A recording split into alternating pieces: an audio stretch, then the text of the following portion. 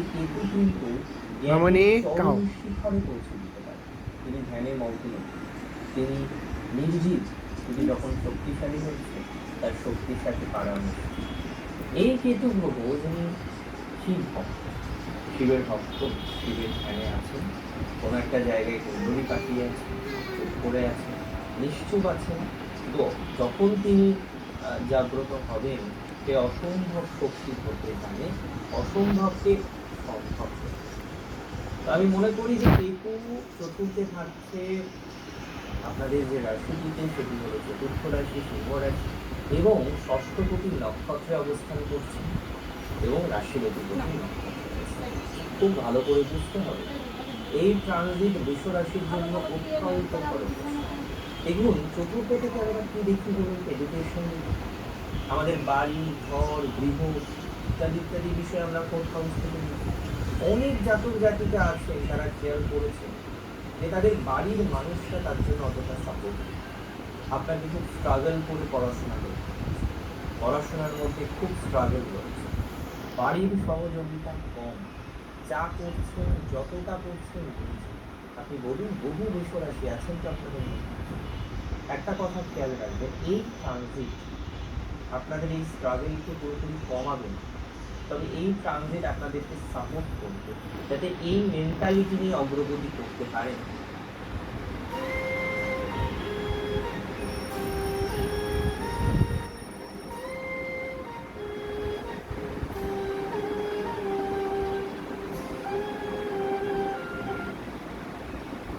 যে যা হচ্ছে ভালো হচ্ছে, আগামীতে আরো বেকার জায়গা তৈরি হবে।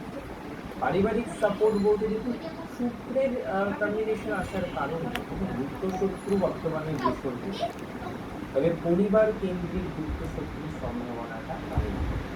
অনেক বৃষরাশি জাতক জাতিকারা আছেন যাদের পরিবার কেন্দ্রিক সমস্যার মাত্রাটা অনেক বেশি হয়েছে, পরিবারের থেকে বিভিন্ন শত্রুতা আসছে, পরিবারের বিভিন্ন লোকজন মানুষজন তারা বারবার আপনার সাথে শত্রুতা করার চেষ্টা করছে, বারবার আপনাকে ক্ষতি করার চেষ্টা করছে।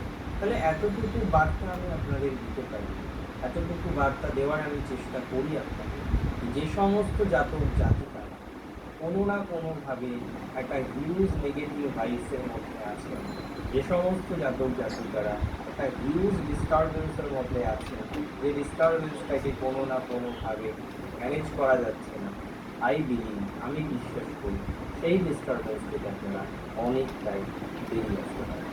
গৃহজ কিছু সমস্যা না সবই কিছু শত্রুকে দমন করতে পারবেন, কিন্তু 6th হাউস শত্রুকে, তবে শত্রুর হার সপ্তমের হার।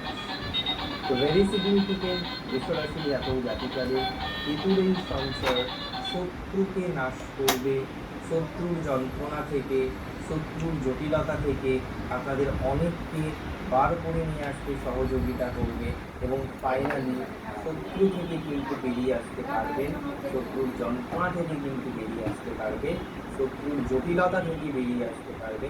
যাদের গৃহে প্রবলেম, নিজের বাড়ি সে হয়তো অন্য কেউ দখল করতে চাইছে বা গৃহজ একটা প্রবলেম দিচ্ছে, সেই প্রবলেম কিন্তু দেখুন পূর্ব কালগুলি ভগদৈবত।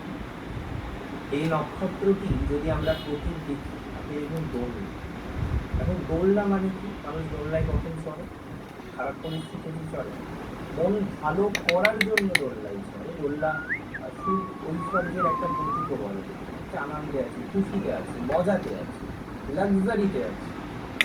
ভেরি সিগনিফিকেন্ট এই ট্রানজিট